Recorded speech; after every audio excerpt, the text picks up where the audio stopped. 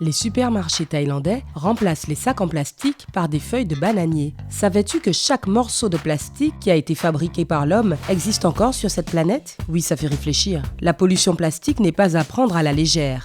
Et partout dans le monde, on essaie de trouver des moyens de la réduire. À ce titre, certains pays sont très créatifs.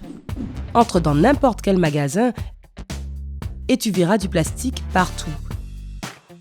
Mais les propriétaires d'un supermarché de Chiang Mai, en Thaïlande, ont eu une idée brillante. À la place du plastique, ils utilisent des feuilles de bananier pour emballer les produits frais. Ces arbres poussent dans toutes les régions de la Thaïlande et leurs feuilles, qui peuvent mesurer jusqu'à 3 mètres de long, sont disponibles toute l'année. D'un vert tendre, elles sont épaisses, larges et souples. On peut facilement les plier et les enrouler sans les casser, et elles peuvent même résister à un large spectre de température. Idéal pour le rayon frais.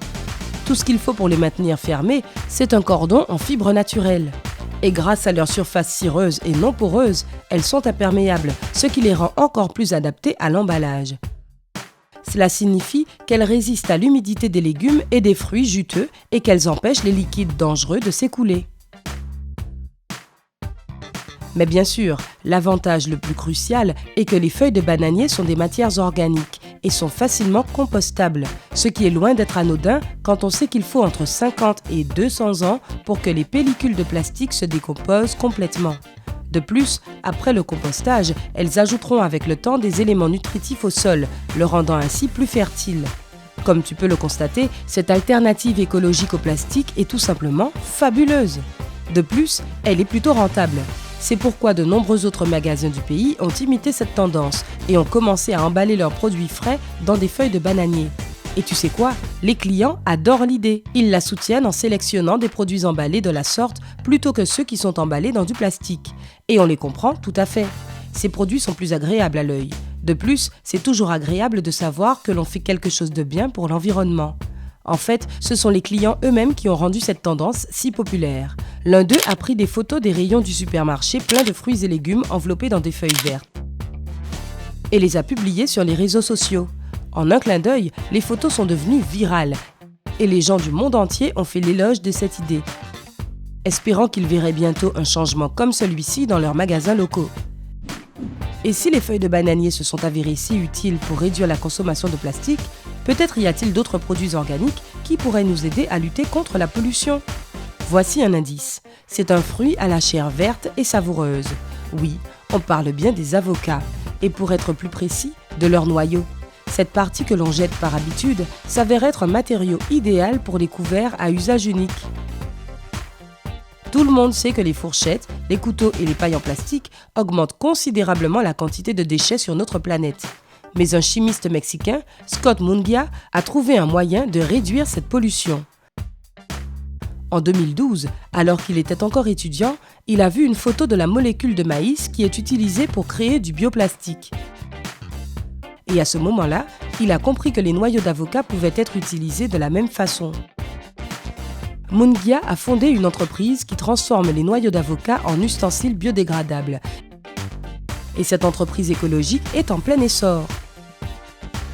Près de 80% des articles produits par l'entreprise sont exportés vers les États-Unis, le Canada, le Pérou et d'autres pays. Tu te demandes sans doute d'où viennent tant de noyaux d'avocat. Eh bien, ils les obtiennent des fabricants de guacamole et d'huile, qui autrement les auraient jetés dans un site d'enfouissement. Et au cas où tu ne le saurais pas, le Mexique produit environ 50% de l'approvisionnement mondial en avocats. Ce qui signifie qu'ils ont plus qu'assez de noyaux. L'entreprise fabrique 2 types de produits. Le premier se décompose en 240 jours. Et le second est compostable et doit être placé dans un bac pour se décomposer complètement. Aucun de ces produits ne laisse de composants plastiques. Espérons qu'à l'avenir, de plus en plus de restaurants, d'hôtels, de cafés et de cantines remplaceront leurs couverts en plastique à usage unique par cette merveilleuse alternative. Une autre chimiste, israélienne cette fois, Sharon Barak, a également contribué à résoudre le problème de la pollution plastique en inventant un faux plastique qui a une période de décomposition réduite. On passe de plusieurs siècles à quelques minutes seulement. Sharon était très préoccupée par les problèmes environnementaux et s'est fixé comme objectif de fabriquer un produit qui ressemblerait à du plastique, qui aurait l'apparence et le fonctionnement du plastique, mais qui se dissoudrait dans l'eau, sans nuire à l'environnement. Et elle a réussi. Bien sûr, il a fallu beaucoup de temps à Sharon et à son équipe pour trouver la bonne formule pour ce faux plastique.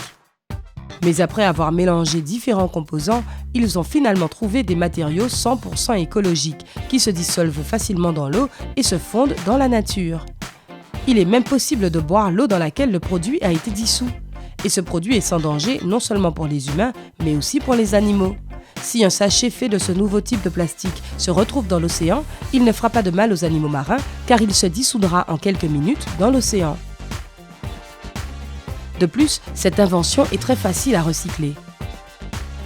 Une fois que tu as utilisé le produit et que tu n'en as plus besoin, tu peux simplement le jeter dans ton évier. L'équipe qui a inventé le produit affirme que le processus de fabrication n'est pas si compliqué. Il est tout à fait possible de paramétrer les machines de fabrication de sacs plastiques ordinaires pour élaborer ce produit novateur qui épargne l'océan. Ce substitut biodégradable de plastique peut être utilisé pour tout ce qui te passe par la tête. Emballage alimentaire, fabrication de bouteilles et tout autre usage pour lequel le plastique ordinaire est utilisé. Penses-tu qu'il soit possible de remplacer tout le plastique du monde par cette solution ? Réponds-nous dans les commentaires ci-dessous. Bon, il semble que des esprits brillants de différents pays aient trouvé des moyens révolutionnaires de réduire la quantité de plastique que nous utilisons chaque jour. Mais que faire du plastique qui existe déjà ? C'est là qu'intervient l'artiste canadien Russell Meyer.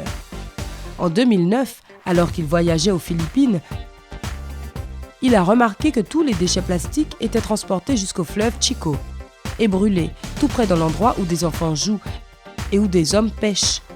L'homme a été tellement choqué par l'ampleur du problème qu'il a commencé à penser à une solution. Il s'est associé à des locaux et au début, ils ont expérimenté toutes sortes de techniques et de créations pour recycler le plastique. Comme mettre du sable dans des bouteilles en plastique pour en faire des briques. Mais finalement, ils ont fini par remplir les bouteilles avec des déchets plastiques eux-mêmes.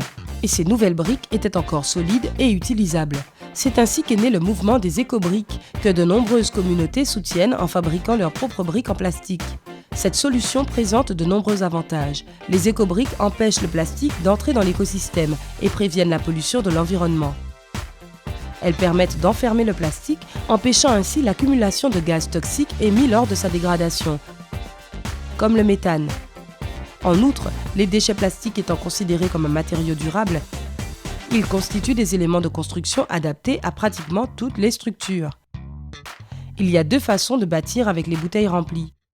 Les aligner horizontalement et les recouvrir de ciment, ou construire un support avec des piquets en treillis métalliques et en bambou autour des bouteilles, pour les encadrer et en faire des briques. À ce jour, des centaines de terrains de jeux, de jardins et de bâtiments en éco-briques ont été créés aux Philippines à l'aide de cette technologie. Mais d'autres pays se sont aussi lancés dans l'éco-brique. Certains construisent des restaurants entiers, d'autres les utilisent simplement pour en faire un nouveau banc de jardin coloré. Pas étonnant que ce mouvement soit devenu si populaire. N'importe qui peut s'y joindre. Tout ce qu'il y a à faire est de ramasser des déchets non biodégradables comme de la cellophane, des sachets de chips et des emballages de sucreries et de les mettre dans des bouteilles en plastique jusqu'à ce qu'elles soient trop pleines pour être pressées. Un jeu d'enfant, n'est-ce pas ? Connais-tu d'autres inventions qui aident à sauver notre planète ? Fais-nous en part dans les commentaires. Si tu as appris quelque chose de nouveau aujourd'hui, mets un like à cette vidéo et partage-la avec tes amis. Et ne pars pas si vite, nous avons plus de 2000 vidéos sympas à te montrer. Tout ce que tu as à faire est de choisir la vidéo de gauche ou de droite, de cliquer dessus et d'en profiter. Prends la vie du côté sympa.